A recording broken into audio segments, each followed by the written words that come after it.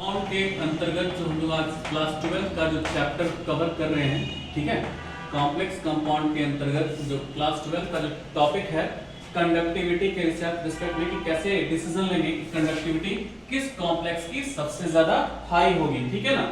तो इस क्वेश्चन को ध्यान रखिएगा कि आपके सिंपल तरीके से अगर कॉम्प्लेक्स कंपाउंड दे रखा है तो उसमें तो डिसाइड करना क्वाइट इजी हो जाएगा, परंतु यहाँ पर अगर आपको कॉम्प्लेक्स बना करके दिया ही नहीं है, जैसा कि इस क्वेश्चन में आप देख पा रहे हैं, इस क्वेश्चन में कॉम्प्लेक्स बना करके नहीं दिया है, यहाँ भी नहीं दिया है, तो आपको डिसीजन क्या लेना होगा कि पहले इसको हम कॉम्प्लेक्स के रूप में स्टेबल कर ले, दिखा ले इसको कि बनेगा कैसे। तो यहाँ पर ध्यान रखना होगा कि इस प्रोसेस को प्रोसीड करने के लिए करना क्या होगा कि कॉम्प्लेक्स की एंटिटी में सबसे पहले ये ध्यान देना होगा कि देखिए स्ट्रॉन्ग लिगेंड पहले डिटेक्ट कीजिए, यहाँ पर वीक लिगेंड डिटेक्ट कीजिए। जब आपको ये पता चल जाए तो आप सहारा लीजिए इस चीज का कि वीक लिगेंड के एसोसिएशन से ये कोऑर्डिनेशन नंबर जो आप देख पा रहे हैं वो क्या हो जाए हमारा, बिल्कुल जो स्टेबिलिटी डिसाइड की गई है कोऑर्डिनेशन नंबर का जो मोर स्टेबल जो नंबर है वो क्या है 6, क्या है 6 एज कंपेयर टू 4। तो मेजॉरिटी के आधार पर क्या दिखाया जा रहा है, कोऑर्डिनेशन 6 ज्यादा स्टेबल है एज कंपेयर टू 4, ठीक है। तो ध्यान रखना पड़ेगा कि जब आपको क्वेश्चन में इस तरीके का दे दिया जाए कॉम्प्लेक्स बनाए बिना, तो सबसे पहले कॉम्प्लेक्स का फॉर्मेशन कीजिए कैसा बनेगा।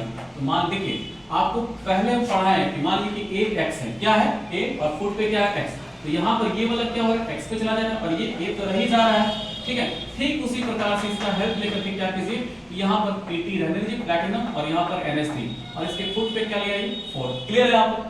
अब आप ध्यान दीजिए कि 4 तो आ गया, हमको लगता है कि सर ये चीज समझ में आ रही है कि यहाँ पर कोऑर्डिनेशन 4 हमारा ज्यादा स्टेबल होगा, लेकिन सुनिएगा ध्यान से, तो ये वीक लिगेंड का होगा क्या, वीक लिगेंड का होगा क्या, तो हमें ध्यान रखना पड़ेगा कि most probably you have to go through the 6 coordination number more stable as compare to 4। तो सहारा लीजिए आप क्या एंटिटी के अंदर इसके कोऑर्डिनेशन नंबर क्या कर लीजिए कि इसको स्टेबल की तो टोटल 4 और 2 6, तो एक निकल करके बाहर आ गया, तो हम कह सकते हैं कि अब क्या हो गया टोटल 6 मेंटेन हो गया हमारा, ठीक है। उसी प्रकार से जब आप यहाँ बना रहे हैं तो NH3 होल 5 और एक Cl रह गया, तो यहाँ पर 5 और 1 6 और ये Cl2 बाहर।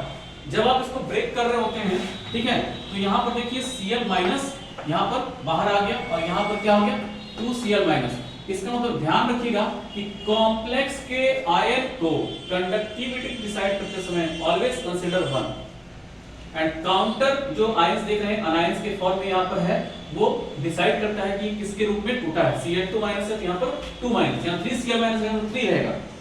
क्लियर है। तो 1 + 2 टोटल कितने हो गए 3 हो गए, और यहाँ पर कितना हो गया, ये पूरा 1 ही है हमारा और यहाँ पर केवल 1 है, तो हम कह सकते हैं कि 1 + 1 कितना 2।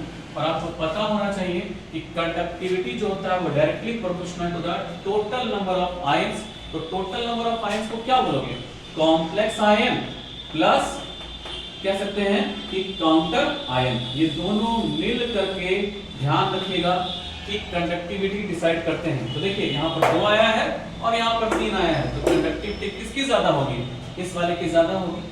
और ध्यान रखिएगा जब प्रेसिपिटेशन डिसाइड करनी होगी तो ओनली काउंटर आयन ही पार्टिसिपेट करेंगे, ठीक है।